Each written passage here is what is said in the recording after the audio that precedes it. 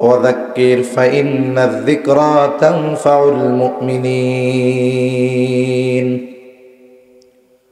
আল্লাহ তাআলা বলেন, আপনি বারবার উপদেশ দেন, ওয়াজ করেন, নসিহত করেন। ফাইন্নায যিকরা তানফাউল মুমিনিন, কারণ ওয়াজ, নসিহত, উপদেশ এটা হলো মুমিনদের জন্য উপকারী। নবীজি সাল্লাল্লাহু আলাইহি ওয়াসাল্লাম ওয়াজ করেছেন উম্মতকে। হাদিসের পাতায় পাতায় নবীজির ওয়াজ, লক্ষ লক্ষ হাদিস সংরক্ষিত আছে। বলে সব নবীজির ওয়াজ। আমি নবীজির লক্ষ লক্ষ হাদিসের মধ্য থেকে প্রসিদ্ধ একটি হাদিস আর একটা হাদিসের অংশ পাঠ করেছি।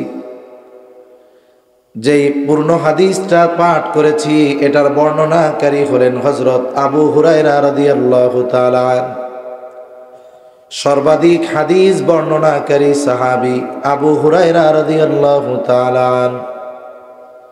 যদিও রাসূল আকরাম সাল্লাল্লাহু আলাইহি ওয়াসাল্লামের সঙ্গ পেয়েছেন অল্প কিছুকাল, কিন্তু যতটুকু সময় পেয়েছেন অধিকাংশ সময় নবীজির সাথে আবু হুরায়রা থাকতেন। নবীজি যা বলতেন আবু হুরায়রা হৃদয়ে সেটা গেঁথে নিতেন। এই জন্য নবীর সাথে সঙ্গ বেশি দেওয়ার কারণে আবু হুরায়রা অল্প সময়ে হাদিস বেশি বর্ণনা করেছেন। আবু হুরায়রা রাদিয়াল্লাহু তাআলা আনহু বলেন, নবীজি সাল্লাল্লাহু আলাইহি ওয়াসাল্লাম সাহাবায়ে কেরামদেরকে নিয়ে বসা। নবীজি বলতেছেন, মাইয়া খুদু আন্নি হাউলাইল কালিমাত। নবীজি বলতেছেন, কে এমন আছো আমার থেকে এই কথাগুলোকে গ্রহণ করবা, তবে শর্ত হলো ফায়ামালু বিহিন আও ইউআল্লিমু মান ইয়ামালু বিহিন। শর্ত হলো এই কথাগুলোর উপরে সে আমল করবে, সাথে সাথে যারা আমল করতে চায় তাদেরকেও শিখায়া দিবে। শর্ত কি? বলে নিজে আমল করবে, আবার যারা এগুলার উপরে আমল করতে চায় তাদেরও কি করবে? শিখায়া দিবে। আবু হুরায়রা রাদিয়াল্লাহু তাআলা আনহু তো রেডি থাকতেন। উনি বলে, আনা ইয়া রাসূলুল্লাহ সাল্লাল্লাহু আলাইহি ওয়াসাল্লাম। বলে, হে আল্লাহর রাসূল, আমি আছি, আমি এগুলোর উপরে নিজে আমল করব এবং যারা আমল করতে চায় আমি তাদেরকে এগুলো শিখায়া দিব। এইবার আবু হুরায়রা রাদিয়াল্লাহু তাআলা আনহু নবীজির কাছে গেলেন। তিনি বলেন, ফাখাযা বিয়াদাইয়া ফাআদ্দা খামসান। নবীজি আমার হাত চেপে ধরলেন এবং আমাকে গুনে গুনে 5টি উপদেশ দিলেন। কয়টি উপদেশ জোরে বলেন? রাসূলুল্লাহ সাল্লাল্লাহু আলাইহি ওয়াসাল্লাম হাত চাইবা ধরছেন কেন? বলে, অনেক সময় দুই বন্ধু একসাথে রাস্তায় চলতেছে, আমরা অনেক সময় কথা বলার সময় আরেকজনের হাতটারে চাইপা ধরি কেন? বলে, আমার কথার দিকে যেন মনোযোগ বেশি দেয়। আবার অনেক সময় কথা বলার সময় আমরা গায়ে হাত দিয়ে আমাদের দিকে খেয়াল দিতে বলি কেন? বলে, আমার কথাটা যেন গুরুত্ব সহকারে সে শোনে। নবীজি হাত চেপে ধরেছেন মানে আবু হুরায়রা এই কথাগুলো খুবই গুরুত্বপূর্ণ কথা। যদিও সাহাবায়ে কেরাম নবীজির সকল কথাকে গুরুত্ব সহকারে শুনতেন, এরপরেও নবীজি হাত ধরেছেন মানে বোঝাইতে চান আবু হুরায়রা এই উপদেশগুলো কিন্তু খুবই গুরুত্বপূর্ণ উপদেশ। এ কথাই আবু হুরায়রা রাদিয়াল্লাহু তাআলা আনহু বলেন, আমার হাত চেপে ধরলেন এবং গুনে গুনে 5টা উপদেশ আমাকে দিলেন। আবু হুরায়রা রাদিয়াল্লাহু তাআলা আনহুকে নবীজি যেই স্পেশাল 5টা উপদেশ দিয়েছেন, আমরা এই 5টা উপদেশ সম্পর্কে জানব আর আমলে পরিণত করব। বলেন ইনশাআল্লাহ। আল্লাহর মহব্বতে আমরা একটু জবান খুলে জিকির করি আর মেহেরবানি করে, আপনারা অনেকে মুরব্বী আছেন, আপনাদের একটু কষ্ট দিব আর কি, একটু মিশে মিশে কাছে এসে এসে বসেন, যাতে আমিও আপনাদের দেখতে পারি, আপনারাও আমার একটু ভালো মতো দেখতে পারেন।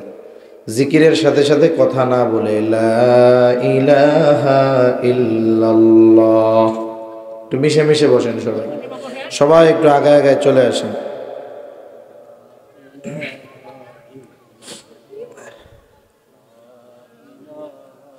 ইল্লাল্লাহ লা ইলাহা ইল্লাল্লাহ লা ইলাহা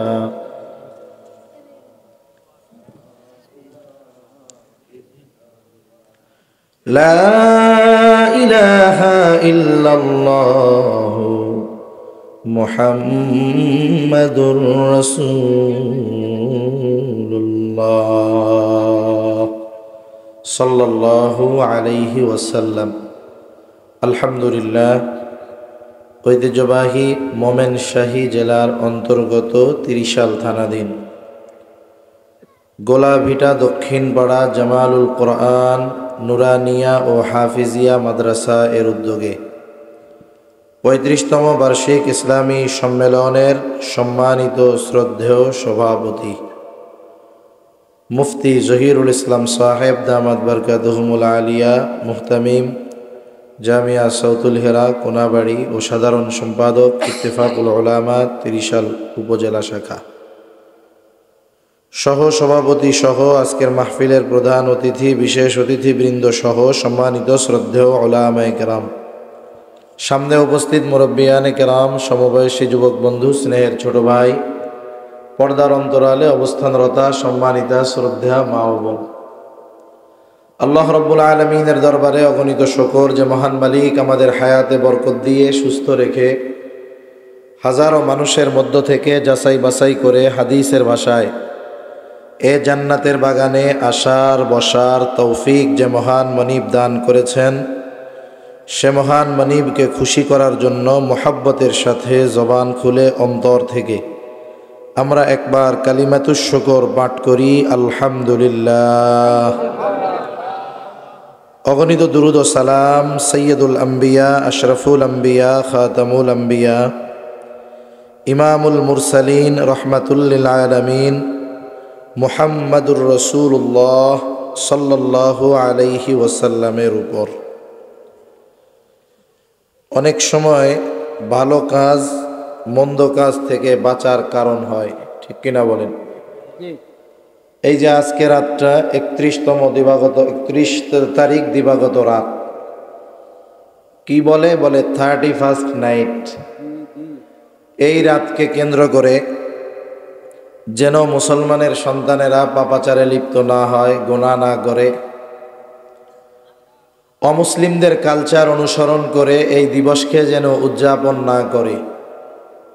এই জন্য গত জুমায় আমার মনে হয় বাংলাদেশে এমন কোনো মসজিদ নাই যেই মসজিদে আহ্বান জানানো হয় নাই যে ভাইরা, এটা অমুসলিমদের কালচার, বিজাতিদের কালচার, এর সাথে মুসলমান ইমানদারের কোনো সম্পর্ক নাই, এজন্য আমরা এগুলোর সাথে কোনো না কোনোভাবে সম্পৃক্ত থাকব না।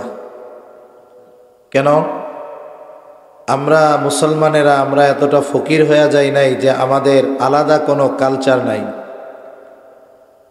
এই পৃথিবীর মানুষকে সভ্যতা শিখিয়েছে মুসলমানেরা। আজকে যাদেরকে আমরা সভ্য জাতি মনে করি, ইউরোপ, আমেরিকা, এরা সভ্যতা শিখছে 100 বছর 150 বছর সর্বোচ্চ। আর শিখাইছে কারা? বলে মুসলমানেরা শিখিয়েছে। 100-150 বছরের ব্যবধানে আমাদের অজ্ঞতার কারণে, আমাদের দুর্বলতার কারণে কি হলো? আজকে আমরা আমাদের কালচার সংস্কৃতি বাদ দিয়ে অমুসলিমদের কালচার গ্রহণ করতেছি। আজকে যদি জিজ্ঞাসা করা হয় যে আজকে আরবি মাসের কয় তারিখ, এটা যদি জিজ্ঞাসা করা হয়, এটা আমি মোটামুটি চ্যালেঞ্জ দিয়ে বলতে পারি যে আমাদের অধিকাংশ মুসলমানের সন্তান আজকের আরবি তারিখ কত এটা বলতে পারবে না। অথচ আরবি তারিখ বা ইংরেজি 31 তারিখ কেউ যদি আজকে না জানতো, তার একটা সগীরা গুনাহ হতো না। বাংলা কি মাস কয় তারিখ না জানলে কোনো গুনাহই হতো না। কিন্তু এই যে আরবি তারিখ বা হিজরি তারিখ বা চন্দ্র তারিখ বা চন্দ্রবর্ষ, যাই বলেন না কেন, এটার সাথে মুসলমানদের ইবাদতের সম্পর্ক আছে। এই তারিখের হিসাব যদি আমরা সবাই না রাখি, তাহলে সবাই গুনাহগার হবে। কিছু মানুষ রাখার কারণে হয়তো সবাই গোনা থেকে বেঁচে যাব, কিন্তু মুসলিম হিসাবে আমাদের কালচার ধারণ করার জন্য, আমাদের সংস্কৃতিকে বাঁচিয়ে রাখার জন্য এই তারিখগুলোর হিসাবও আমাদের যথাযথভাবে রাখার দরকার আছে না নাই? আছে, কিন্তু আমরা জানি না। এটা আফসোসের ব্যাপার। আমরা আমাদের জীবনের সব বিষয়গুলোতে অমুসলিমদেরকে অনুসরণ করতেছি, তাদের সাথে আমরা আমাদেরকে মিলিয়ে ফেলতেছি। অথচ রাসূলুল্লাহ সাল্লাল্লাহু আলাইহি ওয়াসাল্লাম সতর্ক করেছেন, মান তাশাব্বাহা বিকওমিন ফাহুয়া মিনহুম,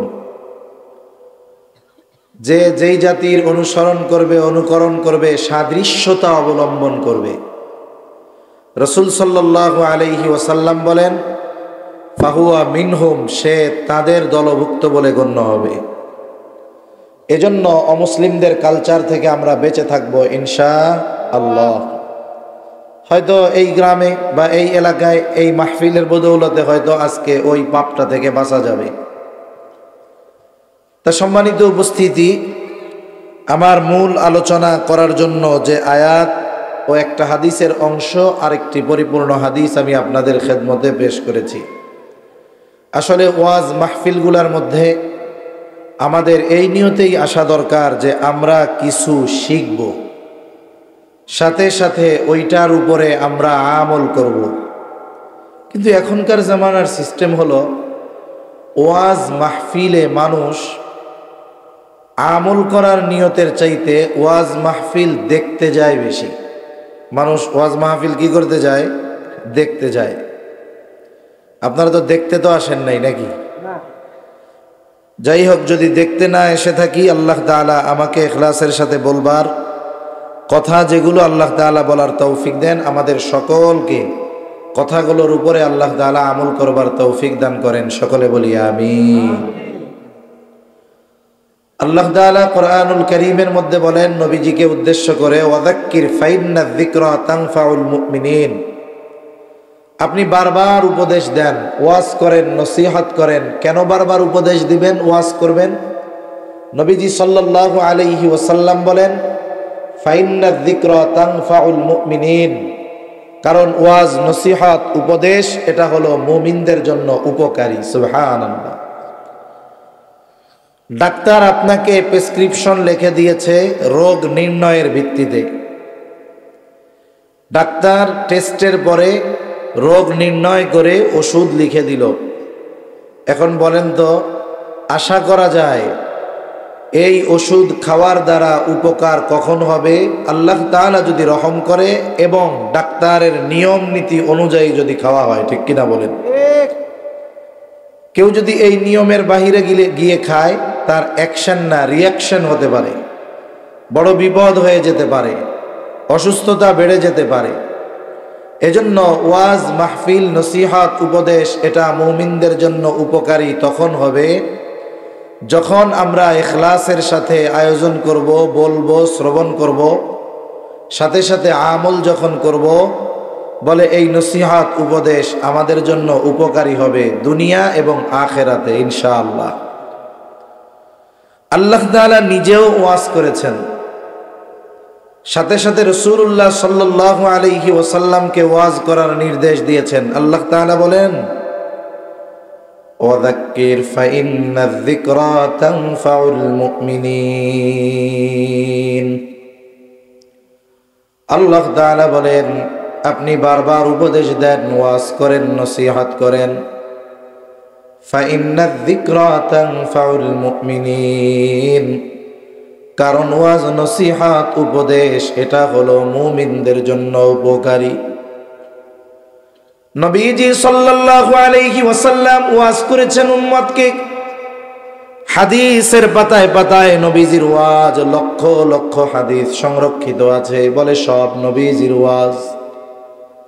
আমি নবীজির লক্ষ লক্ষ হাদিসের মধ্য থেকে প্রসিদ্ধ একটি হাদিস, আরেকটা হাদিসের অংশ পাঠ করেছি। যেই পূর্ণ হাদিসটা পাঠ করেছি এটার বর্ণনাকারী হলেন হযরত আবু হুরায়রা রাদিয়াল্লাহু তাআলা।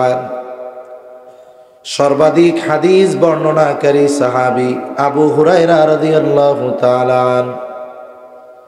যদিও রাসূল আকরাম সাল্লাল্লাহু আলাইহি ওয়াসাল্লামের সঙ্গ পেয়েছেন অল্প কিছুকাল, কিন্তু যতটুকু সময় পেয়েছেন অধিকাংশ সময় নবীজির সাথে আবু হুরায়রা থাকতেন। নবীজি যা বলতেন আবু হুরায়রা হৃদয়ে সেটা গেঁথে নিতেন। এই জন্য নবীর সাথে সঙ্গ বেশি দেওয়ার কারণে আবু হুরায়রা অল্প সময়ে হাদিস বেশি বর্ণনা করেছেন। আবু হুরায়রা রাদিয়াল্লাহু তাআলা আনহু বলেন, নবীজি সাল্লাল্লাহু আলাইহি ওয়াসাল্লাম সাহাবায়ে কেরামদেরকে নিয়ে বসা। নবীজি বলতেছেন, মাইয়াখুযু আন্নী হাউলাইল কালিমাত। নবীজি বলতেছেন, কে এমন আছো আমার থেকে এই কথাগুলোকে গ্রহণ করবা, তবে শর্ত হলো ফায়ামালু বিহিন আও ইউআল্লিমু মান ইয়ামালু বিহিন। শর্ত হলো এই কথাগুলোর উপরে সে আমল করবে, সাথে সাথে যারা আমল করতে চায় তাদেরকেও শিখায়া দিবে। শর্ত কি? বলে নিজে আমল করবে, আবার যারা এগুলোর উপরে আমল করতে চায় তাদেরও কি করবে? শিখায়া দিবে। আবু হুরায়রা রাদিয়াল্লাহু তাআলা আনহু তো রেডি থাকতেন। উনি বলে, আনা ইয়া রাসূলুল্লাহ সাল্লাল্লাহু আলাইহি ওয়াসাল্লাম। বলে, হে আল্লাহর রাসূল, আমি আছি, আমি এগুলোর উপরে নিজে আমল করব, এবং যারা আমল করতে চায় আমি তাদেরকে এগুলো শিখায়া দিব।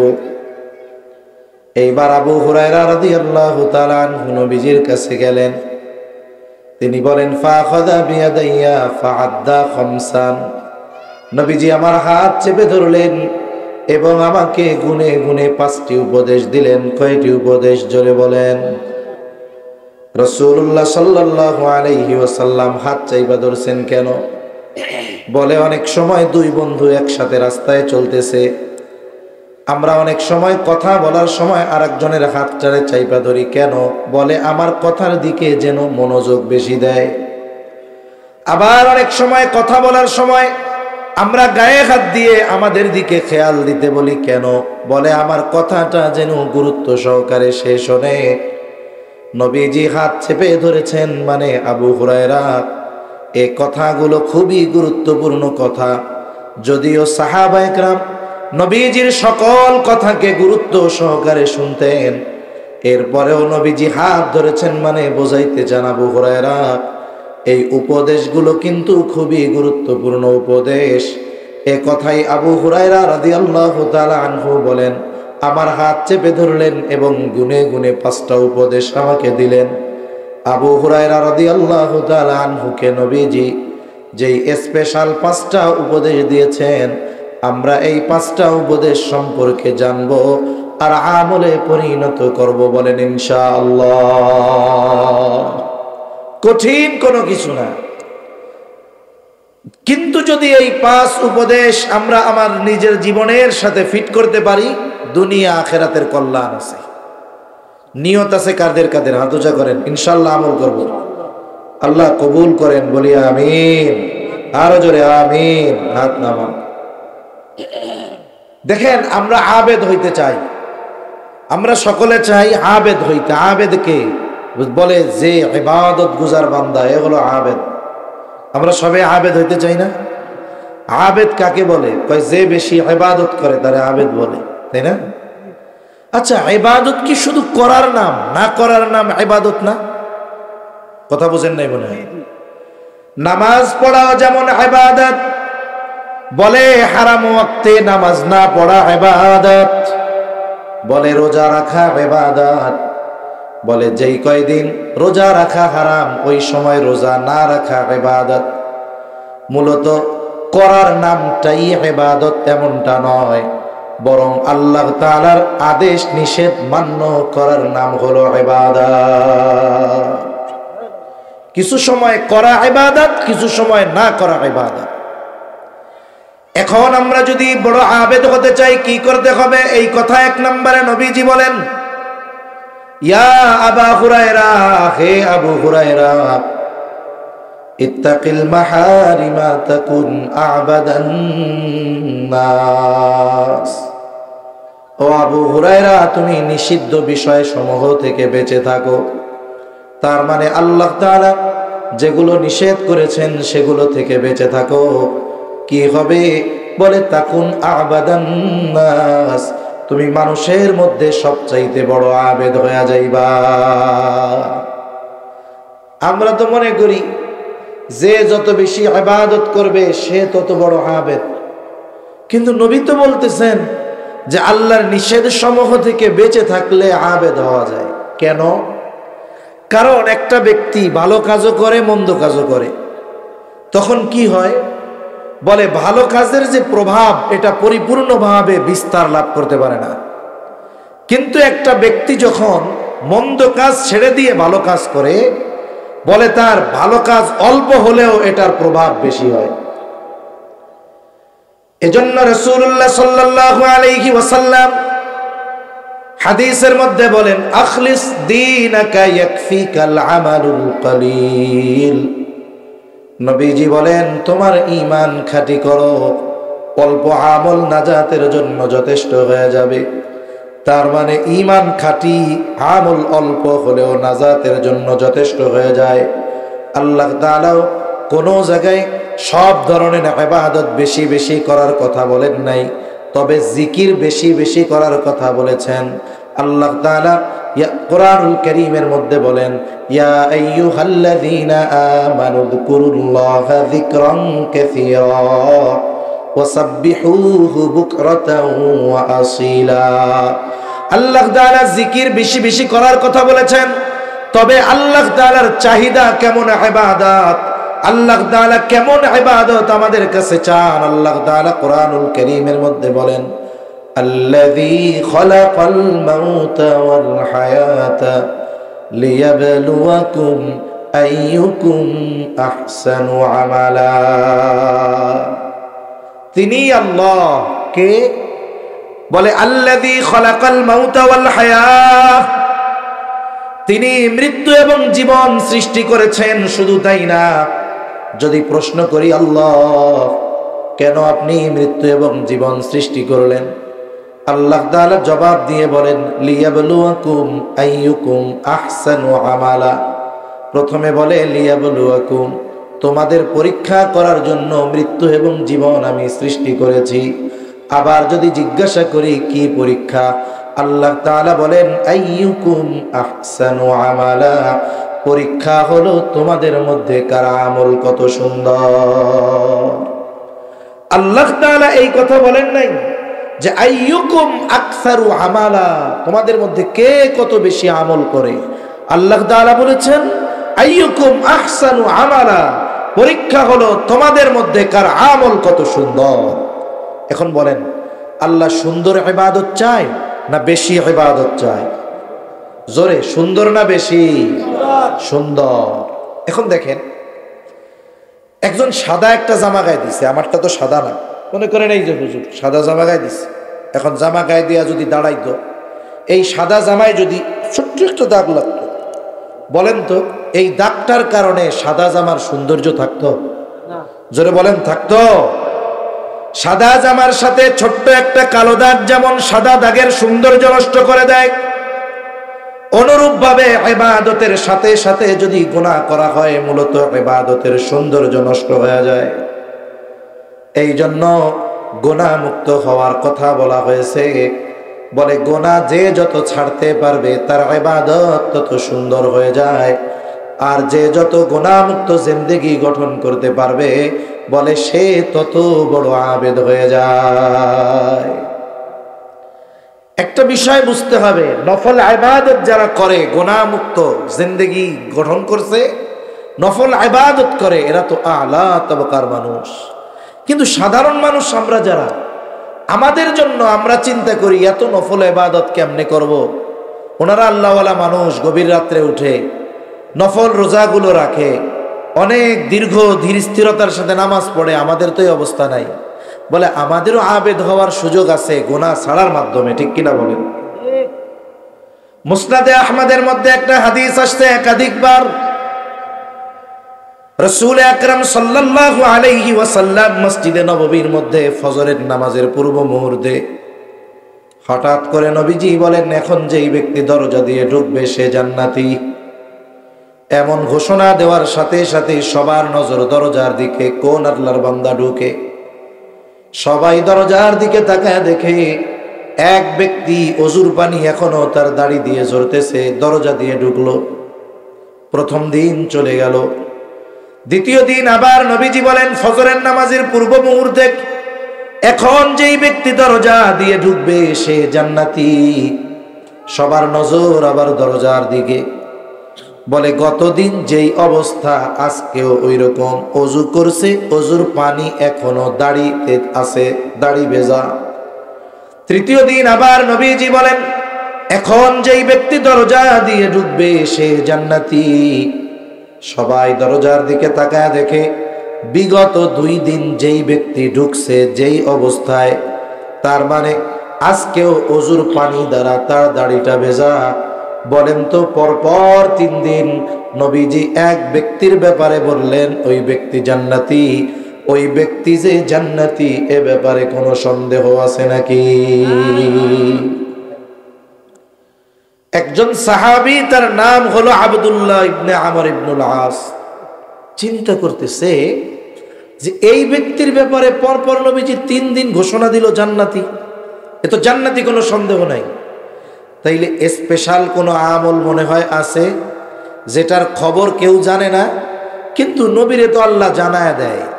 এই জন্য নবী মনে হয় জানে। এই স্পেশাল আমলের কারণে মনে হয় তার ব্যাপারে স্পেশাল ঘোষণা দিচ্ছে।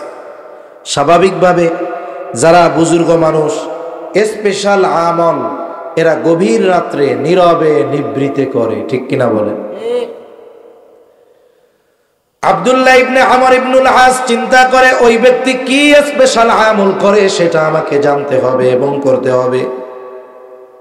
এইবার আব্দুল্লাহ ইবনে আমর ইবনুল আস ওই ব্যক্তির কাছে গিয়ে বলে, ভাই, আমি তোমার বাড়িতে একটু মেহমান হিসাবে রাতের বেলা থাকতে যাই। খাবার দাবার কিছু দেওয়া লাগবে না, শুধু এশার নামাজের পরে তোমার সাথে যাব আর রাতের বেলা ঘুমাবো। উদ্দেশ্য হলো রাত্রি জাগরণ করে দেখবে সে কি আমল করে।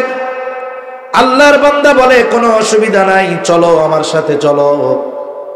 এইবার 2 জন মিলে এশার নামাজের পরে বাড়িতে চলে গেল। বলে, ওকে আব্দুল্লাহ ইবনে আমর ইবনুল আসকে এক ঘরে ঘুমাইতে দেওয়া হলো। সে খেয়াল করতেছে ওই আল্লাহর বান্দা কি করে। সে দেখলো এশার নামাজের পরে আমার সাথে এসে ঘরের মধ্যে ঢুকলো, বাতিটা নিভায়া ঘুমায়া গেল, আর কোনো তার খবর নাই। অপেক্ষা করতেছে, এই বুঝি রাতে উঠে, এই বুঝি রাতে উঠে, এই বুঝি রাতে উঠে। অপেক্ষার প্রহর গুনতে গুনতে এক সময় মসজিদের মিনার থেকে আজানের আওয়াজ চলে আসছে। একটু পরে লোকটা ঘুম থেকে উঠলো, অজু করলো, মসজিদের উদ্দেশ্যে রওনা হয়ে গেল। তার মানে সারা রাত লোকটা ঘুমায়, ফজরের আজান দিলে ঘুম থেকে উঠছে, কোনো আমল করে নাই। প্রথম দিন পার হয়ে গেল। বলে, দ্বিতীয় দিন আবার সারা রাত সে অপেক্ষমান। খেয়াল করে দেখলো এশার নামাজ পড়ে আল্লাহর বান্দা ঘুমায়, আর ফজরের আজানের সময় ঘুম দিছে, ফজরের নামাজের জন্য উঠলো। চিন্তা করে যে পরপর 2 দিন তো আমল বাদ যাওয়ার কথা না। যেই ব্যক্তি কোনো ধারাবাহিক আমল করে, এই ধারাবাহিক আমল যদি দীর্ঘদিন ধরে করে আসে, সময়ের ব্যত্যয় যদি তার ঘটে, এটা তার জন্য কষ্টের কারণ হয়ে যায়। যেমন শেখুল হাদিস আল্লামা জাকারিয়া রহমাতুল্লাহি আলাইহি, শেখুল হাদিস জাকারিয়া রহমাতুল্লাহি আলাইহি দিনের একটা সময়, কিছু অংশ সময় তিনি লেখালেখি করতেন একেবারে নীরবে। ওনার বাড়ি ছিল 2 তলা, তাই ওই 2 তলার উপরে গিয়ে উনি নিরিবিলি লিখতেন। শেখুল হাদিস জাকারিয়া রহমাতুল্লাহি আলাইহির সময় নিয়ন্ত্রণ এমন ছিল যে উনি ওনার ব্যস্ততা সেরে অন্যদের সময় দিতেন। তবে 2 জন ব্যক্তির ক্ষেত্রে উনি ব্যতিক্রম ছিলেন। একজন হলো আল্লামা হুসাইন আহমদ মাদানী রহমাতুল্লাহি আলাইহি, আর একজন হলো আব্দুল কাদের রায়পুরি রহমাতুল্লাহি আলাইহি। এই 2 জন ছিলেন ওনার মুরব্বী। এই 2 জন যখন আসতো, উনি ওই 2 জনের মর্জি মোয়াফেক কাজ করতেন। হুসাইন আহমদ মাদানী রহমাতুল্লাহি আলাইহি একদিন আসছে ওনার লেখার সময়। হুসাইন আহমদ মাদানী রহমাতুল্লাহি আলাইহি এসেছেন, এখন তিনি হযরতকে সময় দিচ্ছেন। কিন্তু লেখার সময় পার হয়ে যাচ্ছে, ওনার মধ্যে উস্কু খুস্কু লাগতেছে, একটা অস্থিরতা বিরাজ করতেছে। শাইখুল হাদিস জাকারিয়া রহমাতুল্লাহ আলাইহি বলতেন, যদি আমার কোনো কাজ সময়ের উল্টাপাল্টা হয় আমার মাথা ব্যথা শুরু হয়ে যায়। হুসাইন আহমদ মাদানী রহমাতুল্লাহ আলাইহি বুঝতে পারলেন নিশ্চয়ই শাইখুল হাদিস সাহেবের কোনো অসুবিধা হচ্ছে। জিজ্ঞাসা করলেন, কি সমস্যা, কোনো প্রবলেম আছে নাকি? উনি বললেন, হযরত, প্রতিদিন এই সময়টাতে আমি কিছু সময় লেখালেখি করি, যেহেতু আজকে আপনি আসছেন আমার লেখার সুযোগ হয় নাই। বলে, আমার যদি একটু অনুমতি দিতেন আমি একটু লেখা আসতাম। হুসাইন আহমদ মাদানী রহমাতুল্লাহ আলাইহি বলে যান। এইবার উনি ওনার লেখার জায়গায় গেলেন, বসলেন, কয়েক শব্দ লিখলেন, আবার চলে আসলেন। এই যে বসছেন লিখছেন, যেহেতু তার নিয়মতান্ত্রিকতার মধ্যে ছিল, এই কাজটা করার পর তার চেহারা থেকে অস্থিরতার ভাব দূর হলো। তার মানে একটা লোক দৈনন্দিন ধারাবাহিক যেই আমল করে, এটা পর পর 3 দিন বাদ যাবে, এটা হইতে পারে না। তাইলে আজকে রাত্রে হয়তো সেই আমলটা আমি দেখতে পারবো, এই আশায় আবার ওই রাত্রি ওই বাড়িতে যাপন করলেন। দেখা গেল আল্লাহর বান্দা এশার নামাজ পড়ে ঘুমায়, আর ফজরের আজান দিলে ঘুম থেকে উঠলেন, ওযু করে মসজিদের উদ্দেশ্যে রওনা হয়ে গেলেন। 3টা দিন ওই বাড়িতে রাত্রি জাগরণ করে কোনো কিছুই পাইলেন না। উৎসুক মন জানতে চায় যে কোন আমল সে করে যার কারণে এমন খোঁজ খবর। এইবার জিজ্ঞাসা করে, ও ভাই, তোমার বাড়িতে 3 রাত যাপন করেছি এই জন্য নয় যে আমার বাড়িতে থাকার জায়গা নাই, বরং এর আগে পরপর 3 দিন ফজরের নামাজের পূর্ব মুহূর্তে নবীজি ঘোষণা দিয়েছেন, যেই ব্যক্তি এখন দরজা দিয়ে ঢুকবে সে জান্নাতি। বলে, নবীজির ঘোষণার পর দরজার দিকে আমরা সবাই তাকায় দেখি, নবীজির ঘোষণার পর যেই ব্যক্তি দরজা দিয়ে প্রবেশ করেছে সেই ব্যক্তি হলা তুমি। তোমার ব্যাপারে জান্নাতের সুসংবাদ নবীজি দিয়েছেন। আমার তো জানার ইচ্ছা ছিল, এই জন্যই 3 রাত্র তোমার বাড়িতে অবস্থান করেছি। আমি মনে করেছি রাতের গভীরে তুমি হয়তো কোনো স্পেশাল আমল করো, কিন্তু 3টা রাত জেগে দেখলাম তুমি এশার নামাজ পড়ে ঘুমাও আর ফজরের নামাজের সময় ওঠো। তোমার কোনো স্পেশাল আমল আছে নাকি? যদি আমাদের একটু জানাইতা তাইলে আমি বড় খুশি হইতাম। বলে, নবীজি যদি এই ঘোষণা আমার ব্যাপারে দিয়ে থাকেন তো আলহামদুলিল্লাহ, তবে তুমি যেই আশায় আমার বাড়িতে আইসা রাত্র যাপন করছো এরকম কিছু আমার নাই। তা আমি রাত্রে একটা কাজ করি। কি কাজ করি? বলে, রাতের বেলায় যখন আমি বিছানায় যাই সবাইরে মাফ করে দিয়ে ঘুমাই। সুবহানাল্লাহ বলে, আমার দিলটারে পরিষ্কার করে আমি ঘুমাই। কেউ আমারে কষ্ট দিলে তারে মাফ করে দেই।